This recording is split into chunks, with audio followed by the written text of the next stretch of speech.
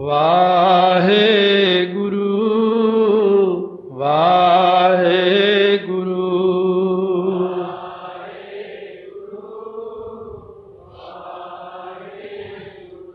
ਵਾਹਿਗੁਰੂ ਜੀ ਮਹਾਰਾਜ। ਹੁਣ ਗੋਰਖ ਦੇ ਚੇਲੇ ਸਿੱਧ ਲੋਕ ਨੇ, ਬੜੀਆਂ ਉੱਚੀਆਂ ਹਸਤੀਆਂ ਨੇ, ਇਹ ਵੀ ਵਿੱਚ ਇਹਨਾਂ ਦੇ ਬ੍ਰਹਮ ਗਿਆਨੀ ਵੀ ਨੇ ਕਈ, ਉਹ ਨਹੀਂ ਬੋਲਦੇ ਹੈ। ਉਹ ਗੁਰੂ ਨਾਨਕ ਦੇਵ ਜੀ ਨੂੰ ਘੱਟ ਪ੍ਰਸ਼ਨ ਕਰਦੇ ਨੇ, ਸ਼ਰਧਾ ਨਾਲ ਬੋਲਦੇ ਨੇ। ਕਈ ਜ਼ਿਆਦਾ ਹੈਂਕੜਬਾਜੀ ਵਾਲੇ ਬਹੁਤੇ ਪ੍ਰਸ਼ਨ ਕਰਦੇ ਨੇ। ਚਰਪੜਨਾਥ, ਘੁੱਗੂਨਾਥ, ਮੰਗਲਨਾਥ, ਇਹ ਕਈ ਕਿ ਸਿੱਧ ਅੱਛੇ ਵੀ ਹੋਏ ਵਿੱਚ। ਇਸ ਪ੍ਰਕਾਰ ਦੇ ਨਾਲ ਗੁਰੂ ਨਾਨਕ ਦੇਵ ਮਹਾਰਾਜ ਸੱਚੇ ਪਾਤਸ਼ਾਹ ਨੂੰ ਕਹਿਣ ਲੱਗੇ ਵੀ ਮਹਾਰਾਜ ਇਹ ਤਾਂ ਠੀਕ ਆ, ਆਪ ਨੇ ਨਿਰਵੈਰ ਅੱਖਰ ਵਰਤਿਆ ਹੈ, ਇੱਥੇ ਤੱਕ ਇਹ ਮੰਤਰ ਪੂਰਾ ਹੋ ਜਾਣਾ ਚਾਹੀਦਾ। ਨਿਰਵੈਰ ਤੋਂ ਬਾਅਦ ਹੁਣ ਕੀ ਰਹਿ ਗਿਆ ਤੱਕ? ਸੋ ਮਹਾਰਾਜ ਸੱਚੇ ਪਾਤਸ਼ਾਹ ਕਹਿਣ ਲੱਗੇ ਨਿਰਵੈਰ ਸੰਤ ਮਹਾਤਮਾ ਹੁੰਦੇ ਨੇ, ਪਰ ਉਹਨਾਂ ਨੂੰ ਮੌਤ ਲੈ ਜਾਂਦੀ, ਫਿਰ ਵੀ ਉਹ ਕਾਲ ਦਾ ਖਾਜਾ ਬਣ ਜਾਂਦੇ ਨੇ। ਇਸ ਕਰਕੇ ਜਦੋਂ ਅਸੀਂ ਲੱਖਣ ਬ੍ਰਹਮ ਦਾ ਕਰਨਾ ਹੈ, ਫਿਰ ਇਹ ਪੂਰਾ ਨਹੀਂ ਹੋਇਆ ਹਲੇ ਮੰਤਰ। ਬ੍ਰਹਮ ਦਾ ਲੱਖਣ ਕਰਦਿਆਂ ਕਰਦਿਆਂ ਕਿਸੇ ਦਾ ਹੋਰ ਹੀ ਲੱਖਣ ਹੋ ਜਾਂਦਾ, ਫਿਰ ਜੇ ਅਧੂਰਾ ਮੰਤਰ ਰਹਿ ਜਾਵੇ। ਇਸ ਕਰਕੇ ਅਧੂਰਾ ਲੱਖਣ, ਜਿਵੇਂ ਲੱਖਣ ਕਰਨਾ ਹੈ, ਆਪਾਂ ਆਮ ਸੰਸਾਰੀ ਜੀ ਉਦਾਹਰਣ ਲੈ ਲੈਂਦੇ ਹਾਂ। ਮਾਂ ਅੱਖਰ ਹੈ, ਮਾਂ, ਇਹ ਮੇਰੀ ਮਾਂ ਹੈ, ਠੀਕ ਹੈ ਜੀ, ਸਤਿ ਸ੍ਰੀ ਅਕਾਲ ਬੁਲਾਉਂਦੇ ਹਾਂ, ਫਤਿਹ ਬੁਲਾਉਂਦੇ, ਇਹ ਮੇਰੀ ਮਾਂ ਹੈ, ਇਹ ਦੂਜੀ ਮਾਂ ਹੈ, ਇਹ ਤੀਜੀ ਮਾਂ ਹੈ। ਇਹ ਕੀ ਗੱਲ ਨਹੀਂ, ਇਹ ਸਪਸ਼ਟ ਨਹੀਂ ਹੈ ਗੱਲ। ਸਪਸ਼ਟ ਇਸ ਕਰਕੇ ਨਹੀਂ ਹੋਈ, ਇਹ ਮੇਰੀ ਮਾਤਾ ਜੀ ਹੈ ਜਿਨ੍ਹਾਂ ਨੇ ਮੈਨੂੰ ਜਨਮ ਦਿੱਤਾ, ਇਹ ਮਾਂ ਹੈ। ਇਹ ਮੇਰੀ ਦਾਦੀ ਮਾਂ ਹੈ, ਹੁਣ ਸਪਸ਼ਟ ਕਰਦਾ, ਇਹ ਮੇਰੀ ਨਾਨੀ ਮਾਂ ਹੈ, ਕਿਉਂਕਿ ਉਹ ਮਾਂ ਅੱਖਰ ਸਾਰਿਆਂ ਨੂੰ ਲੱਗਦਾ। ਗੁਰੂ ਨੂੰ ਵੀ ਪਿਤਾ ਕਹਿੰਦੇ ਨੇ, ਤੇ ਪਿਤਾ ਨੂੰ ਵੀ ਪਿਤਾ ਕਹਿੰਦੇ ਨੇ, ਕੋਲ ਗੁਰੂ ਨੂੰ ਵੀ ਪਿਤਾ ਕਹਿੰਦੇ ਨੇ। ਪਿਤਾ ਦੇ ਸਮਾਨ ਸਾਰੀਆਂ ਚੀਜ਼ਾਂ ਆ ਜਾਂਦੀਆਂ। ਜਦੋਂ ਆਪਾਂ ਅਧੂਰਾ ਬਚਨ ਬੋਲਦੇ ਹਾਂ ਤਾਂ ਆਪਣਾ ਧਿਆਨ ਕਿਤੇ ਹੋਰ ਚਲਾ ਜਾਂਦਾ। ਤਾਂ ਗੁਰੂ ਨਾਨਕ ਦੇਵ ਜੀ ਕਹਿੰਦੇ ਨਿਰਵੈਰ ਜਦੋਂ ਕਹਿ ਦਈਏ ਤਾਂ ਨਿਰਵੈਰ ਸੰਤ ਮਹਾਤਮਾ ਹੁੰਦੇ ਨੇ, ਤਾਂ ਫਿਰ ਧਿਆਨ ਚਲਿਆ ਗਿਆ ਸੰਤ ਮਹਾਤਮਾ ਵਿੱਚ, ਤਾਂ ਅਕਾਲ ਤੋਂ ਧਿਆਨ ਟੁੱਟ ਗਿਆ। ਇਸ ਕਰਕੇ ਅਸੀਂ ਹੁਣ ਕਿਹਾ ਅਕਾਲ, ਕਿ ਅਕਾਲ ਜਿਹੜਾ ਹੈ, ਕਾਲ ਤੋਂ ਰਹਿਤ ਸੰਤ ਮਹਾਤਮਾ ਨਹੀਂ ਹੁੰਦੇ। ਅਕਾਲ ਤੋਂ ਰਹਿਤ ਅਕਾਲ ਪੁਰਖ ਵਾਹਿਗੁਰੂ ਹੀ ਹੈ। ਸੋ ਕਹਿਣ ਲੱਗੇ ਇਹ ਤਾਂ ਹੁਣ ਠੀਕ ਹੈ, ਸਾਨੂੰ ਸਮਝ ਪੈ ਗਈ। ਅਕਾਲ ਤਾਂ ਆਪ ਜੀ ਨੇ ਤਾਂ ਲਿਖਿਆ, ਪਰ ਅੱਗੇ ਆਪ ਜੀ ਨੇ ਅਕਾਲ ਦੇ ਨਾਲ ਮੂਰਤ ਲਿਖਿਆ ਹੈ। ਮਹਾਰਾਜ ਗੁਰੂ ਨਾਨਕ ਦੇਵ ਜੀ ਕਹਿੰਦੇ ਤੁਹਾਨੂੰ ਸਾਰੇ ਧਰਮਾਂ ਦਾ ਗਿਆਨ ਹੈ ਨਾ? ਜੇ ਨਹੀਂ ਤਾਂ ਮੈਂ ਦੱਸ ਦਿੰਦਾ। ਜਿਹੜੇ ਕਾਲਵਾਦੀ ਵਿਸ਼ੇਖਕ ਨੇ ਨਾ, ਉਹ ਪਤਾ ਕੀ ਮੰਨਦੇ ਨੇ? ਅਣਜਾਣ ਪੁਣੇ ਕਰਕੇ। ਜਿਵੇਂ ਕਈ ਲੋਕ ਜਿਹੜੇ ਨੇ ਉਹ ਸੂਰਜ ਨੂੰ ਹੀ ਭਗਵਾਨ ਕਹੀ ਜਾਂਦੇ ਨੇ, ਤੇ ਕਈ ਲੋਕ ਪਿੱਪਲ ਨੂੰ ਹੀ ਭਗਵਾਨ ਕਹਿ ਛੱਡਦੇ। ਲੋਕਾਂ ਦਾ ਕੀ, ਲੋਕ ਹਰੇਕ ਨੂੰ ਹੀ ਰੱਬ ਕਹਿ ਦਿੰਦੇ ਨੇ। ਜਿਹੜੇ ਵਿਸ਼ੇਖਕ ਕਾਲਵਾਦੀ ਨੇ ਉਹ ਕਾਲ ਨੂੰ ਹੀ ਅਕਾਲ ਪੁਰਖ ਮੰਨਦੇ ਨੇ। ਇਹ ਉਹਨਾਂ ਦੀ ਗਲਤੀ ਹੈ ਕਿ ਉਹ ਕਾਲ ਨੂੰ ਅਕਾਲ ਪੁਰਖ ਮੰਨਦੇ ਨੇ।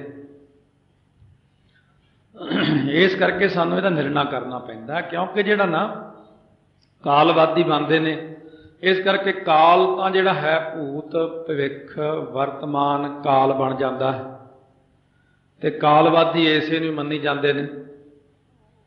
ਜੇ ਹੁਣ ਅਸੀਂ ਅਕਾਲ ਦੇ ਨਾਲ ਮੂਰਤ ਅੱਖਰ ਨਾ ਲਾਉਂਦੇ ਨਾ, ਤਾਂ ਜਿਹੜੇ ਕਾਲਵਾਦੀ ਨੇ ਉਹਨਾਂ ਨੇ ਕਹਿਣਾ ਸੀ ਵੀ ਇਹ ਸਾਡਾ ਅੱਖਰ ਉਚਾਰਨ ਕੀਤਾ ਗੁਰੂ ਨਾਨਕ ਦੇਵ ਜੀ ਨੇ। ਸੋ ਜਿਵੇਂ ਜਦੋਂ ਗੁਰੂ ਨਾਨਕ ਦੇਵ ਜੀ ਮਹਾਰਾਜ ਸੱਚੇ ਪਾਤਸ਼ਾਹ ਹਰਿਦੁਆਰ ਪਹੁੰਚੇ ਨਾ, ਉੱਥੇ ਇੱਕ ਪੰਡਤ ਆ ਗਿਆ ਮੱਥਾ ਟੇਕ ਕੇ ਬੈਠਾ। ਸਾਰੇ ਸ਼ਹਿਰ ਵਿੱਚ ਇਸ਼ਤਿਹਾਰ ਲੱਗੇ, ਡੌਂਡੀ ਪਿੱਟੀ ਹੋਈ ਉਹਦੀ। ਮਹਾਰਾਜ ਸੱਚੇ ਪਾਤਸ਼ਾਹ ਨੂੰ ਕਹਿਣ ਲੱਗੇ ਤੁਸੀਂ ਕੌਣ ਹੋ? ਕਹਿੰਦੇ ਭਾਈ ਮਰਦਾਨਾ ਹੀ ਬੋਲਦੇ ਸੀ। ਕਹਿੰਦੇ ਇਹ ਗੁਰੂ ਨਾਨਕ ਦੇਵ ਜੀ ਨੇ। ਅੱਗਿਓਂ ਪੰਡਤ ਕਹਿੰਦਾ ਉਹ ਤਾਂ ਮੈਂ ਆ। ਉਹਦਾ ਨਾਂ ਸੀ ਨਾਨੂ ਪੰਡਤ। ਉਹਨੇ ਕਿਤੇ ਭਵਿੱਖਤ ਪੁਰਾਣ ਵਿੱਚ ਪੜ੍ਹ ਲਿਆ ਵੀ ਆਉਣ ਵਾਲੇ ਸਮੇਂ ਵਿੱਚ ਬੇਦੀਆਂ ਦੀ ਵੰਸ਼ ਵਿੱਚ ਗੁਰੂ ਨਾਨਕ ਦੇਵ ਜੀ ਦਾ ਅਵਤਾਰ ਆਉਣਾ ਹੈ। ਹੁਣ ਉਹਨੇ ਸੋਚਿਆ ਮੈਂ ਕਿਉਂ ਨਾ ਫਾਇਦਾ ਉਠਾਵਾਂ ਇਸ ਗੱਲ ਦਾ। ਉਹ ਨਾਨੂ ਪੰਡਤ ਵੀ ਗੁਰੂ ਨਾਨਕ ਦੇਵ ਜੀ ਬਣ ਕੇ ਬੈਠ ਗਿਆ। ਜਦੋਂ ਅਸਲੀ ਗੁਰੂ ਨਾਨਕ ਦੇਵ ਜੀ ਉੱਥੇ ਪਹੁੰਚੇ, ਮਹਾਰਾਜ ਨੇ ਜਦੋਂ ਚਰਚਾ ਕੀਤੀ, ਉਹਦੀ ਚੰਗੀ ਤਸੱਲੀ ਕਰਾਈ ਨਾ, ਫਿਰ ਮਾਫੀਆਂ ਮੰਗਣ ਲੱਗ ਗਿਆ। ਕਹਿੰਦੇ ਸੱਚੇ ਪਾਤਸ਼ਾਹ ਮੈਥੋਂ ਗਲਤੀ ਹੋ ਗਈ, ਅਸਲ ਵਿੱਚ ਮੈਂ ਪੜ੍ਹ ਲਿਆ ਸੀ ਭਵਿੱਖਤ ਪੁਰਾਣ ਵਿੱਚ ਤੁਹਾਡਾ ਨਾਮ, ਤੇ ਮੈਂ ਆਪਣਾ ਨਾਮ ਨਾਨਕ ਰਖਾ ਲਿਆ। ਤਾਂ ਇਸੇ ਪ੍ਰਕਾਰ ਹਰੇਕ ਬੰਦਾ ਜਿਹੜਾ ਹੈ ਉਹ ਆਪਣੇ ਵੱਲ ਨੂੰ ਗੱਲ ਖਿੱਚ ਲੈਂਦਾ, ਤੇ ਕਾਲਵਾਦੀ ਕਾਲ ਨੂੰ ਹੀ ਅਕਾਲ ਪੁਰਖ ਮੰਨੀ ਜਾਂਦੇ ਨੇ। ਮਹਾਰਾਜ ਕਹਿੰਦੇ ਅਸਲ ਵਿੱਚ ਜਿਹੜਾ ਮੈਂ ਅਕਾਲ ਕਥਨ ਕੀਤਾ ਅਕਾਲ ਪੁਰਖ ਵਾਹਿਗੁਰੂ ਨੂੰ, ਉਹ ਅਕਾਲ ਆ ਮੂਰਤ ਹੈ। ਇਹਨਾਂ ਦਾ ਜਿਹੜਾ ਕਾਲ ਹੈ ਉਹ ਮੂਰਤ ਹੈ। ਹੁਣ ਇੱਥੇ ਆਪਾਂ ਕਹਾਂਗੇ ਲਿਖਿਆ ਤਾਂ ਮੂਰਤ ਮੰਮੇ ਨਾਲ ਹੈ, ਤੇ ਅਮੂਰਤ ਕਿਵੇਂ ਹੋ ਗਿਆ ਉਹ? ਜਿਹੜੇ ਭਾਈ ਵਿਆਕਰਣ ਪੜ੍ਹੇ ਹੋਏ ਨੇ ਉਹਨਾਂ ਨੂੰ ਪਤਾ ਕਿ ਜਿਹੜਾ ਕੋਈ ਵੀ ਅੱਖਰ ਮੁਕਤਾ ਹੁੰਦਾ ਉਹਦੇ ਸ਼ੁਰੂ ਚੋਂ ਐੜਾ ਨਿਕਲ ਆਉਂਦਾ ਆਪਣੇ ਆਪ ਹੀ। ਜਿੱਥੇ ਸਿਹਾਰੀ ਲੱਗੀ ਹੋਵੇ ਉੱਥੋਂ ਈੜੀ ਨਿਕਲ ਆਉਂਦੀ ਆਪਣੇ ਆਪ ਹੀ। ਈੜੀ ਆਪਾਂ ਲੈ ਸਕਦੇ ਹਾਂ ਲੋੜ ਪੈ ਜੇ। ਜਿੱਥੇ ਔਂਕੜ ਲੱਗਿਆ ਹੋਵੇ ਉੱਥੋਂ ਊੜਾ ਨਿਕਲ ਆਉਂਦਾ। ਇਹ 3 ਅੱਖਰ ਵਿਸ਼ੇਸ਼ ਨੇ। ਮਹਾਰਾਜ ਨੇ ਮੂਰਤ ਨੂੰ ਹੀ ਅਮੂਰਤ ਕਰ ਦਿੱਤਾ। ਮਹਾਰਾਜ ਕਹਿੰਦੇ ਅਸਲ ਵਿੱਚ ਜਿਹੜਾ ਅਕਾਲ ਮੂਰਤ ਅੱਖਰ ਵਰਤਿਆ ਹੈ ਨਾ, ਇਹ ਅਕਾਲ ਕਾਲ ਤੋਂ ਰਹਿਤ ਅਮੂਰਤ ਮੂਰਤ ਹਸਤੀ ਹੈ। ਉਹ ਇੱਥੇ ਉਹ ਮੂਰਤੀਆਂ ਨਹੀਂ ਅਸੀਂ ਕਈਆਂ ਹੈਗੀਆਂ ਪੱਥਰ ਦੀਆਂ ਮੂਰਤੀਆਂ ਨੇ, ਕੱਪੜੇ ਤੇ ਛਾਪੀਆਂ ਮੂਰਤੀਆਂ ਨੇ, ਪਿੱਤਲ ਦੀਆਂ ਮੂਰਤੀਆਂ ਨੇ। ਉਹਨਾਂ ਮੂਰਤੀਆਂ ਨੂੰ ਤੁਸੀਂ ਅਸਲ 'ਚ ਲੈ ਗਏ ਨਾ ਗਲਤ ਪਾਸੇ ਗੱਲ। ਫਿਰ ਇਸੇ ਕਰਕੇ ਸਾਨੂੰ ਕਾਫੀ ਪ੍ਰੋੜਤਾ ਕਰਨੀ ਪੈਂਦੀ, ਇਹਨਾਂ ਚੀਜ਼ਾਂ ਦੀ ਵਿਆਖਿਆ ਕਰਨੀ ਪੈਂਦੀ ਹੈ, ਬਾਰ-ਬਾਰ ਦੱਸਣਾ ਪੈਂਦਾ। ਭਾਈ ਜਦੋਂ ਆਪਾਂ ਕਹਿੰਦੇ ਮੂਰਤ, ਫਿਰ ਬੰਦੇ ਦਾ ਧਿਆਨ ਮੂਰਤੀਆਂ ਵਿੱਚ ਚਲਿਆ ਜਾਂਦਾ। ਜਦੋਂ ਅਕਾਲ ਮੂਰਤ ਕਿਹਾ ਤਾਂ ਵਿਸ਼ੇਖਕ ਜਿਹੜੇ ਨੇ ਉਹਨਾਂ ਨੇ ਕਾਲ ਨੂੰ ਹੀ ਮੰਨ ਲਿਆ ਕਿ ਪਤਾ ਨਹੀਂ ਸਾਡੇ ਕਾਲ ਦਾ ਹੀ ਨਿਰਣਾ ਕੀਤਾ ਹੈ। ਸੋ ਮਹਾਰਾਜ ਇਹ ਮੂਰਤ ਕਿਵੇਂ ਹੋਇਆ ਜੀ? ਚਲੋ ਅਕਾਲ ਅਮੂਰਤ ਹੈ, ਮੂਰਤੀ ਤੋਂ ਬਿਨਾਂ ਹੈ, ਉਹਦਾ ਕੋਈ ਸਰੂਪ ਨਹੀਂ ਹੈ। ਮਹਾਰਾਜ ਕਹਿੰਦੇ ਜਿਹੜੇ ਤੁਸੀਂ ਕਹਿੰਦੇ ਵਿਸੇ ਚੱਸੇ, ਫਿਰ ਘੜੀਆਂ, ਫਿਰ ਪਹਿਰ, ਫਿਰ ਥਿੱਤੀ, ਫਿਰ ਵਾਰ, ਫਿਰ ਸਾਲ, ਇਹ ਮਹੀਨੇ, ਇਹ ਮੂਰਤ ਹੀ ਤਾਂ ਹੈ। ਫਿਰ ਇਹ ਮੂਰਤ ਬਣ ਜਾਂਦੇ ਨੇ, ਇਹ ਮੂਰਤੀਮਾਨ ਨੇ।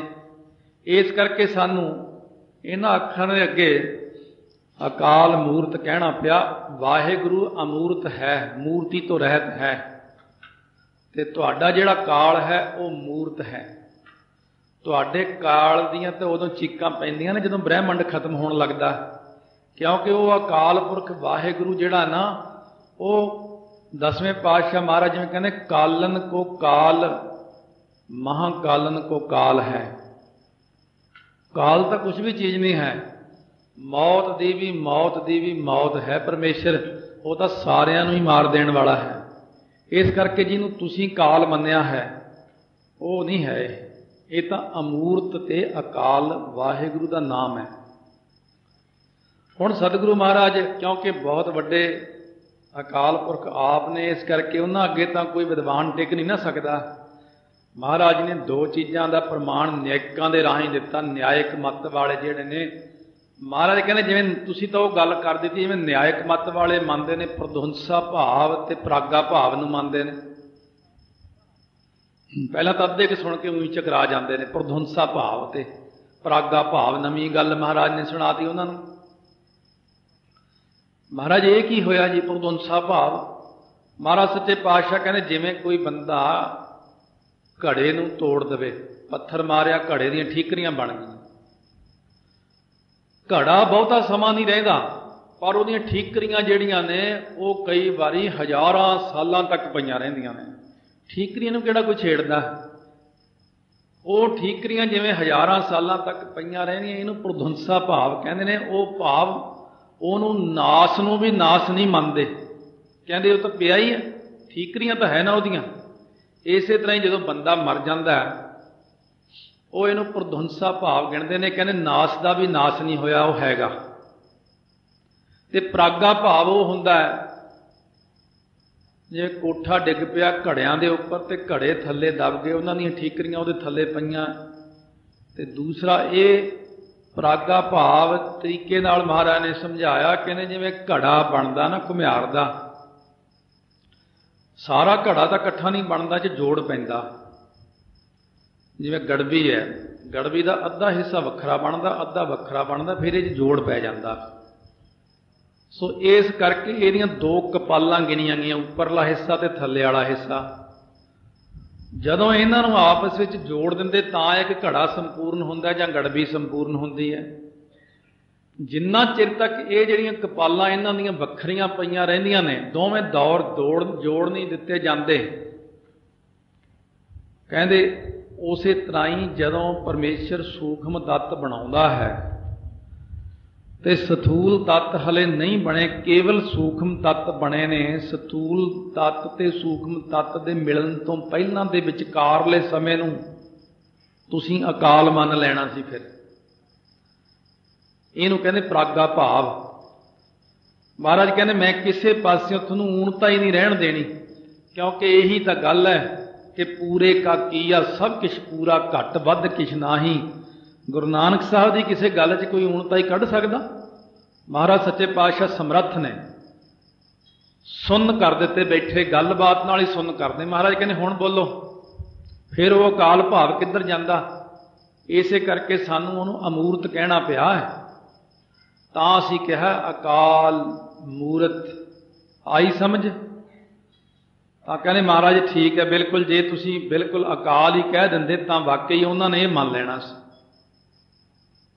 ਮਹਾਰਾਜ ਅਕਾਲ ਮੂਰਤ ਤੱਕ ਮੰਤਰ ਦੀ ਸੰਪੂਰਨਤਾ ਨਹੀਂ ਹੈ। ਫਿਰ ਆਪ ਜੀ ਨੇ ਅੱਗੇ ਫਿਰ ਅਕਾਲ ਮੂਰਤ ਫਿਰ ਅਜੂਨੀ ਲਿਖ ਦਿੱਤਾ। ਮਹਾਰਾਜ ਕਹਿੰਦੇ ਕਿਉਂਕਿ ਆਪਾਂ ਵਿਖਿਆਨ ਦੇ 6 ਪਦਾਂ ਵਿੱਚੋਂ ਪਹਿਲੇ ਪਦ ਵਿੱਚ ਚੱਲ ਰਹੇ ਹਾਂ, ਉਹ ਹੈਗਾ ਪਦਛੇਦ। ਪਦਛੇਦ ਕੀਤਾ ਸਾਰੇ ਮੂਲ ਮੰਤਰ ਦੇ ਇੱਕ ਇੱਕ ਅੱਖਰ ਦੀ ਵਿਆਖਿਆ ਜਿਹੜੀ ਕੀਤੀ ਹੈ ਨਾ। ਸੋ ਅਕਾਲ ਮੂਰਤ ਤੋਂ ਬਾਅਦ ਅਜੂਨੀ ਸਾਨੂੰ ਇਸ ਕਰਕੇ ਨਾਲ ਲਾਉਣਾ ਪਿਆ ਕਿ ਜਿਹੜੇ ਮੂਰਤ ਹੈੜਾ ਕੱਢ ਕੇ ਬਣਾਇਆ ਸੀ, ਆ ਮੂਰਤ ਨਹੀਂ ਨਜ਼ਰ ਆਉਂਦੇ, ਉਹ ਕੀ ਨੇ? ਅਮੂਰਤ ਕੌਣ ਹੈ? ਪਰਮਾਣੂ ਜਿਹੜੇ ਨੇ ਨਾ, ਇਹ ਅਣੂ ਪਰਮਾਣੂ ਬਹੁਤ ਬਰੀਕ ਨੇ। ਸੋ ਇਹ ਨਿਆਇਕਾਂ ਨੇ ਇਹ ਗੱਲ ਮੰਨੀ ਹੈ ਤੇ ਵੀ ਇੱਕ ਅਣੂ ਤਾਂ ਅਣੂ ਹੀ ਹੁੰਦਾ, ਨਜ਼ਰ ਨਹੀਂ ਆਉਂਦਾ। ਯੋਗੀ ਲੋਕ ਆਪਣੀ ਸੁਰਤੀ ਦੇ ਧਿਆਨ ਵਿੱਚ ਅਣੂਆਂ ਨੂੰ ਦੇਖਦੇ ਨੇ। ਵੈਸੇ ਤਾਂ ਆਪਾਂ ਇਹ ਵੀ ਪੜ੍ਹੇ ਹੋਏ ਆ ਸਾਰੇ ਵੀ ਜਦੋਂ ਬੰਦ ਕਮਰੇ ਵਿੱਚ ਕਿਸੇ ਪਾਸਿਓਂ ਧੁੱਪ ਆਉਂਦੀ ਹਨੇਰੇ ਕਮਰੇ 'ਚ, ਤਾਂ ਧੁੱਪ ਦੇ ਵਿੱਚ ਆਪਾਂ ਦੇਖ ਸਕਦੇ ਹਾਂ ਵੀ ਕਿੰਨੇ ਛੋਟੇ ਛੋਟੇ ਕਿਣਕੇ ਜਿਹੇ ਉੜਦੇ ਹੁੰਦੇ ਨੇ। ਸੋ ਇਸ ਕਰਕੇ ਉਹ ਜਿਹੜੇ ਅਣੂ ਨੇ, ਉਹ ਅਣੂ ਇੱਕ ਨੂੰ ਮਿਲ ਕੇ ਦੋ ਮਿਲੇ ਤਾਂ ਬਣ ਗਿਆ ਦੁਣਕਾ। ਇਹਨੂੰ ਦੁਣਕਾ ਕਹਿੰਦੇ ਉਹਨਾਂ ਦੀ ਬੋਲੀ 'ਚ। ਜਦੋਂ 3 ਮਿਲ ਗਏ ਤਾਂ ਬਣ ਗਿਆ ਤਿਣਕਾ, 4 ਮਿਲ ਗਏ, ਫਿਰ 5 ਮਿਲ ਗਏ। ਇਹ ਸਾਰੀ ਸ੍ਰਿਸ਼ਟੀ ਅਣੂਆਂ ਦੀ ਬਣੀ ਹੋਈ ਹੈ। ਧਰਤੀ ਸਾਰੀ ਅਣੂਆਂ ਤੋਂ ਬਣੀ ਹੈ। ਅਣੂ ਬਣ ਕੇ ਫਿਰ ਜਿਹੜੇ ਅਣੂ ਨੇ ਅਮੂਰਤ ਨੇ। ਪਰ ਤੁਹਾਨੂੰ ਪਹਿਲਾਂ ਵੀ ਦੱਸ ਦਿੱਤਾ ਕਿ 2 ਮਿਲੇ ਤਾਂ 3 ਮਿਲੇ ਤਾਂ ਤਿਣਕਾ ਬਣਿਆ। ਇਸ ਕਰਕੇ ਇਹਨਾਂ ਦਾ ਜਨਮ ਹੈ, ਅਜਨਮੇ ਨਹੀਂ ਹਨ। ਇਹ ਅਮੂਰਤ ਹੋਣ ਕਰਕੇ ਸਾਨੂੰ ਇਹ ਦੱਸਣਾ ਪਿਆ। ਜੇ ਅਸੀਂ ਇਕੱਲਾ ਹੀ ਇਹ ਅੱਖਰ ਲਿਖ ਦਿੰਦੇ ਮੂਰਤ, ਤਾਂ ਅਮੂਰਤ ਸਮਝ ਕੇ ਲੋਕਾਂ ਦਾ ਧਿਆਨ ਚਲਿਆ ਜਾਣਾ ਸੀ ਅਣੂਆਂ ਵੱਲ। ਲੋਕਾਂ ਨੇ ਅਣੂ ਨੂੰ ਹੀ ਕਹਿਣ ਲੱਗ ਜਾਣਾ ਸੀ ਕਿ ਇਹ ਸਾਡਾ ਅਣੂ ਲਿਖਿਆ ਹੋਇਆ ਹੈ। ਨਿਆਇਕਾਂ ਨੇ ਫਿਰ ਮੰਨਿਆ ਜੋ ਅਣੂ ਨੂੰ ਪਰਮੇਸ਼ਰ ਕਹਿੰਦੇ, ਹੋਰ ਕੋਈ ਚੀਜ਼ ਨਹੀਂ। ਉਹ ਕਈ ਲੋਕ ਪਰਮੇਸ਼ਰ ਨੂੰ ਮੰਨਦੇ ਨਹੀਂ ਨਾ ਹੈ। ਉਹ ਕਹਿੰਦੇ ਬਸ ਆਹੀ ਹੈ, ਅਣੂਆਂ ਤੋਂ ਮਿਲ ਕੇ ਸਾਰੀ ਸ੍ਰਿਸ਼ਟੀ ਬਣ ਗਈ, ਫਿਰ ਨਾਸ ਹੋ ਗਈ, ਫਿਰ ਅਣੂ ਖਿੰਡ ਗਏ, ਫਿਰ ਅਣੂ ਬਣ ਗਏ। ਉਹ ਇੰਨੇ ਨੂੰ ਹੀ ਮੰਨਦੇ ਨੇ। ਇਸ ਕਰਕੇ ਸਾਨੂੰ ਉਹ ਮੂਰਤ ਨੂੰ ਅਜੂਨੀ ਲਿਖਣਾ ਪਿਆ ਕਿ ਭਾਈ ਇਹ ਜਿਹੜੇ ਤੁਹਾਡੇ ਅਣੂ ਨੇ ਇਹ ਤਾਂ ਜੂਨਾ ਚਾਹੁੰਦੇ ਨੇ, ਪਰ ਸਾਡਾ ਵਾਹਿਗੁਰੂ ਜੋ ਹੈ ਅਕਾਲ ਪੁਰਖ ਪਰਮੇਸ਼ਰ ਬ੍ਰਹਮ, ਉਹ ਜੂਨਾ ਵਿੱਚ ਨਹੀਂ ਆਉਂਦਾ ਹੈ। ਮਹਾਰਾਜ ਇਹ ਤਾਂ ਸਾਨੂੰ ਸਮਝ ਲੱਗੀ ਵੀ ਜੂਨਾ ਵਿੱਚ ਪਰਮੇਸ਼ਰ ਨਹੀਂ ਆਉਂਦਾ, ਅਣੂ ਜੂਨਾ ਵਿੱਚ ਆ ਜਾਂਦੇ ਨੇ। ਫਿਰ ਸਹਿ ਭੰਗ ਅੱਖਰ ਦੀ ਵਰਤੋਂ ਆਪ ਨੇ ਕਾਹਦੇ ਲਈ ਕੀਤੀ ਹੈ? ਜੂਨੀ ਤੋਂ ਬਾਅਦ ਸਹਿ ਭੰਗ ਲਿਖਿਆ। ਮਹਾਰਾਜ ਸੱਚੇ ਪਾਤਸ਼ਾਹ ਕਹਿੰਦੇ ਨੇ ਜਿਹੜੀ ਅਜੂਨੀ ਦਾ ਭਾਵ ਅਜਨਮਾ, ਅਜਨਮਾ ਕਹਿੰਦੇ ਨੇ ਅਜੂਨੀ ਨੂੰ। ਤੁਸੀਂ ਦੱਸ ਸਕਦੇ ਹੋ ਸਿੱਧੋ ਕਿ ਮਾਇਆ ਕਦੋਂ ਜਨਮੀ? ਮਾਇਆ ਦਾ ਪਤਾ ਕਦੋਂ ਜਨਮੀ ਹੈ? ਕਹਿੰਦੇ ਮਹਾਰਾਜ ਇਹ ਤਾਂ ਨਹੀਂ ਸਾਨੂੰ ਪਤਾ, ਕਿਉਂਕਿ ਮਾਇਆ ਵੀ ਅਜਨਮੀ ਹੈ। ਇਸ ਕਰਕੇ ਜੇ ਅਜੂਨੀ ਅੱਖਰ ਕਹਿੰਦੇ ਆ, ਮਾਇਆ ਵੀ ਨਹੀਂ ਜੂਨਾ ਚਾਹੁੰਦੀ, ਫਿਰ ਮਾਇਆ ਦਾ ਲੱਖਣ ਹੋ ਜਾਂਦਾ। अधूरा रह जाना सी। माया तो आप परमेश्वर तो प्रकाश लैंदी है, सुते प्रकाश सिर्फ वाहिगुरु है। ते माया जिहड़ी प्रकाश लैंदी है इहनूं परते प्रकाश कहंदे ने। जिवें पखे चल रहे ने, ट्यूबां चल रहीआं ने, ये परते प्रकाश लै रहे ने पराए तो। इन्हां कोल अपने कोल कुछ नहीं, लाइट गई तो ये बंद, ये जड़ हो जाने जदे ही। फिर भावें डंडे लै लै पखे नूं हिलाओ, ट्यूबां नूं जगाओ, फिर नहीं जगदियां, क्योंकि ये परते प्रकाश लैंदी है माया। इस करके सानूं ये अखर लाउणा पिया सै भंग। कि जिहड़ी माया है इहनूं भी अजूनी कहंदे ने, अजन्मा कहंदे ने, पर परमेश्वर तां जिहड़े ने सुते प्रकाश ने, उन्हां तो प्रकाश लैण दी किते लोड़ नहीं पैंदी। माया जिहड़ी है प्रकाश लैंदी है किसी पासियों। जे ब्रह्म इहदा प्रकाश खिंच लवे तां माया जड़ हो जाती है। ये तो महाराज बिल्कुल सही वचन आपका। इसे करके आप जी ने सैब भंग लाया। फिर आप जी ने सैब भंग के अगे जिहड़ा गुर अखर ला दिता, इहदा भाव भी समझा दिओ किरपा करके। हुण सानूं बाकी तो सारा समझ पै गया। महाराज कहने असीं गुर अखर तां लाया, गुर नाम चेतन दा है। हिलन जुलन की शक्ति देनी जिहड़ी चेतन ने देनी है, ब्रह्म ने। हुण कई बारी सृष्टि के बनन तो बाद विच लोकां ने कई चीज़ां नूं गलत मन्निया। किवें? जिहड़ा सै भंग अखर है ना, सुते प्रकाश, स्वयं भव, साडे आउण तो पहलां दुनिया ने की मन्निया होया सी इहनूं? लोग सूरज नूं ही सै भंग कही जांदे ने, चंद्रमा नूं भी सै भंग कहंदे ने। कहंदे सूरज भी सुते प्रकाश है, चंद्रमा भी, तारे भी, बिजली भी। कहंदे जिहड़ा इन्हां विच ना तां देखो बत्ती पैंदी आ, ना तेल पैंदा, ना अग लाउण दी लोड़ पैंदी आ। सूरज अपने आप ही जगदा, चंद्रमा अपने आप ही जगदा, तारे जगदे ने। इस करके लोग जिहड़े सी गलत राह पए होए सी। संगरांद नूं सूरज दी पूजा ते पूर्णमाशी नूं चंद्रमा नूं मत्था टेकी जांदे ने। फिर दिनां नूं मत्था टेकी जांदे ने। अज सोमवार है, मंगलवार है।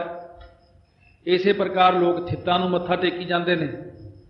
महाराज कहंदे इन्हां लोकां ने हरेक चीज़ नूं ही सै भंग कहता। आ जी ये देखो जी किड्डी, लोग बिजली नूं मन्नी जांदे ने। जिहड़ी बदलां दी बिजली है, लोग कहंदे ये शक्ति मां है, उहनूं मत्था टेकदा। क्यों? डरपोक लोग ने, इन्हां नूं पता तो है नहीं ब्रह्म है कि। इसे करके इन्हां ने सै भंग कहना शुरू करता सूरज नूं ही। ये अपने आप तो देखो सूरज देवता है, प्रकाशमान है, भगवान कहता है। चलो इत्थे गल मुक्की भी रब है। पर सतगुरु महाराज कहने उन्हां लोकां दे संशय नूं दूर करन लई मैनूं गुर अखर कहना पिया। सै भंग ठीक है, सूरज चढ़दा है, प्रकाशमान है। मानते हैं कि चंद्रमा प्रकाशमान है, सूरज तारे सब प्रकाशमान मानते हैं। ये ठीक है, इन्हां नूं दीवा बत्ती तेल की लोड़ नहीं पैंदी, बालन की लोड़ नहीं पैंदी, अपने आप ही प्रकाशमान हो जाते हैं।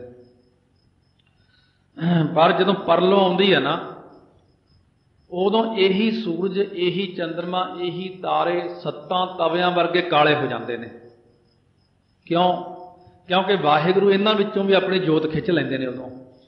उदों उन्हां नूं पुछो सै भंग वाले ने भी हुण तुहाडा ये सूरज देवता किधर गया? ਉਹ ਜਿਹਨੂੰ भगवान ਕਹਿੰਦੇ ਸੀ ਤੁਸੀਂ, ਉਹ काला क्यों हो गया? हुण ਇਹਦੀ लाइट किधर गई? हुण तो महाराज कहन लगे इस करके असीं भाई सिद्धो ये जिहड़ा सै भंग अखर है ਇਹਦੀ संपूर्णता गुर नाल हुंदी है। गुर कहिए चेतन नूं, चेतन है ब्रह्म, ते ब्रह्म का कथन सै भंग कल्ले नाल नहीं हो जाता। चेतन ब्रह्म है, ब्रह्म इन्हां नूं सत्ता दिंदा है, ते ये सत्ता लैंदे ने। ये सारियां माया दीयां चीज़ां ने, सत्ता लैके प्रकाशमान हुंदे ने। इस करके दसवें पातशाह कहने नमो सूरज सूरजे। जिहड़ा सूरज दे विच सूरज है उहनूं नमस्कार है, जिहड़ा उहदा जोत है। उहदी सब में जोत जोत है सोए, तिसदा चानन सब में चानन होए। आम लोग तो मत्था टेकदे ने सूरज नूं भगवान जान के, पर असीं देखदे सूरज विच वाहिगुरू दी जोत, चंद्रमा विच भी तेरी जोत है, तारियां विच भी तेरी जोत है, बिजली विच भी तेरी जोत है, सृष्टि के जीवां विच भी तेरी जोत है। वाहिगुरू असीं तां तनी आउं जाणदे कि ओह जग सच्चे की है, कोठड़ी सच्चे का विश्वास। ਅਸੀਂ ਤਾਂ ਇਉਂ ਦੇਖਦੇ ਹਾਂ ਕਿ ਇਹ ਵਿਸ਼ਵ ਸੰਸਾਰ ਤੁਮ ਦੇਖਦੇ ਇਹ ਹਰ ਕਾ ਰੂਪ ਹੈ, ਹਰ ਰੂਪ ਨਦਰੀ ਆਇਆ ਗੁਰ ਪ੍ਰਸਾਦੀ ਪੁੱਜਿਆ ਜਾਂ ਵੇਖਾਂ ਹਰ ਇੱਕ ਹੈ, ਹਰ ਬਿਨ ਅਵਰ ਨਾ ਕੋਈ ਕਹਿ ਨਾਨਕ ਇਹ ਨੇਤਰ ਅੰਧ ਸੇ ਸਤਿਗੁਰ ਮਿਲਿਆ ਦਿਵ ਦ੍ਰਿਸ਼ਟ ਹੋਈ। ਮਹਾਰਾਜ ਸੱਚੇ ਪਾਤਸ਼ਾਹ ਕਹਿੰਦੇ ਨੇ ਇਉਂ ਦੱਸੋ ਜਿਹੜੇ ਚੰਦਰਮਾ ਸੂਰਜ ਨੂੰ ਕਹਿੰਦੇ ਨੇ ਕਿ ਇਹ ਜਿਹੜਾ ਜੀ ਸਹਿ ਭੰਗ ਹੈ ਚੰਦਰਮਾ ਸੂਰਜ ਸੁਤੇ ਪ੍ਰਕਾਸ਼ ਹੈ, ਤਾਂ ਫਿਰ ਮੈਨੂੰ ਇਉਂ ਦੱਸੋ ਆ ਜਿਹੜੀਆਂ ਅੱਖਾਂ ਨੇ, ਅੱਖਾਂ ਵੀ ਜਗਦੀਆਂ ਨਹੀਂ ਹੈ, ਅੱਖਾਂ ਵੀ ਤਾਂ ਦੇਖਦੀਆਂ ਹੀ ਨੇ। ਅੱਖਾਂ ਦੇ ਵਿੱਚ ਜਿਹੜੀ ਚੇਤਨ ਸੱਤਾ ਉਹ ਵਾਹਿਗੁਰੂ ਦੀ ਹੈ। ਚੇਤਨ ਸੱਤਾ ਸੂਰਜ ਨੂੰ ਦੇਖਦੀ ਹੈ, ਅੱਖਾਂ ਪ੍ਰਕਾਸ਼ਮਾਨ ਨੇ। ਜੇ ਅੱਖਾਂ ਨਾ ਹੋਣ ਲੱਖ ਸੂਰਜ ਚੜ੍ਹ ਜੇ ਅੱਖਾਂ ਦੇਖ ਸਕਦੀਆਂ? ਅੰਨਾ ਬੰਦਾ ਕਹਿ ਸਕਦਾ ਕਿ ਸਾਹਮਣੇ ਸੂਰਜ ਪ੍ਰਕਾਸ਼ਮਾਨ ਹੈ, ਚੰਦਰਮਾ ਪ੍ਰਕਾਸ਼ਮਾਨ ਹੈ। ਇਸ ਕਰਕੇ ਸਹਿ ਭੰਗ ਸੁਤੇ ਪ੍ਰਕਾਸ਼ ਆਪ ਹੀ ਪਰਮੇਸ਼ਰ ਹੈ ਵਾਹਿਗੁਰੂ, ਜਿਹਦੀ ਚੇਤਨ ਸੱਤਾ ਜੋਤ ਅੱਖਾਂ ਦੇ ਵਿੱਚ ਹੈ। ਇਹ ਨੇਤਰੋ ਮੇਰਿਓ ਹਰ ਤੁਮੈ ਜੋਤ ਧਰੀ, ਹਰ ਬਿਨ ਅਵਰ ਨਾ ਦੇਖੋ ਕੋਈ, ਹਰ ਬਿਨ ਅਵਰ ਨਾ ਦੇਖੋ ਕੋਈ, ਨਦਰੀ ਹਰ ਨਿਹਾਲਿਆ। ਇਸ ਕਰਕੇ ਮਹਾਰਾਜ ਕਹਿੰਦੇ ਨੇਤਰਾਂ ਦੇ ਵਿੱਚ ਵਾਹਿਗੁਰੂ ਦੀ ਜੋਤ ਹੈ, ਤਾਂ ਸਾਨੂੰ ਗੁਰ ਅੱਖਰ ਲਾਉਣਾ ਪਿਆ ਹੈ। ਸੋ ਮਹਾਰਾਜ ਫਿਰ ਗੁਰ ਅੱਖਰ ਦੇ ਨਾਲ ਪ੍ਰਸਾਦ ਅੱਖਰ ਦੀ ਵੀ ਵਿਆਖਿਆ ਕਰ ਦਿਓ ਤਾਂ ਕਿ ਸਾਡੀ ਸਾਰਿਆਂ ਦੀ ਸ਼ੰਕਾ ਦੂਰ ਹੋ ਜਾਏ। ਸੋ ਮਹਾਰਾਜ ਕਹਿੰਦੇ ਪ੍ਰਸਾਦ ਦਾ ਭਾਵ ਕੀ ਹੈ? ਪ੍ਰਸਾਦ ਦਾ ਭਾਵ ਹੈ ਆਨੰਦ, ਪ੍ਰਸਾਦ ਦਾ ਭਾਵ ਹੈ ਕਿਰਪਾ, ਕਿਰਪਾਲੂ, ਦਿਆਲੂ, ਪਰਉਪਕਾਰੀ। ਤੇ ਜਿਹੜਾ ਗੁਰ ਅੱਖਰ ਹੈ ਇਹ ਸੰਪੂਰਨ ਨਹੀਂ ਹੈ ਇਕੱਲਾ। ਕਿਉਂ ਜੀ? ਕਹਿੰਦੇ ਗੁਰ ਨਾਮ ਕਿਹਦਾ? ਕਹਿੰਦੇ ਵੱਡੇ ਦਾ। ਵੱਡਾ ਕੌਣ ਹੈ? ਹਿਮਾਲਿਆ ਪਰਬਤ, ਸਮੇਰ ਪਰਬਤ। ਲੋਕ ਸਮੁੰਦਰ ਨੂੰ ਵੀ ਵੱਡਾ ਕਹਿੰਦੇ ਨੇ, ਆਕਾਸ਼ ਨੂੰ ਵੀ ਵੱਡਾ ਮੰਨਿਆ, ਆਕਾਸ਼ਵਾਦੀ।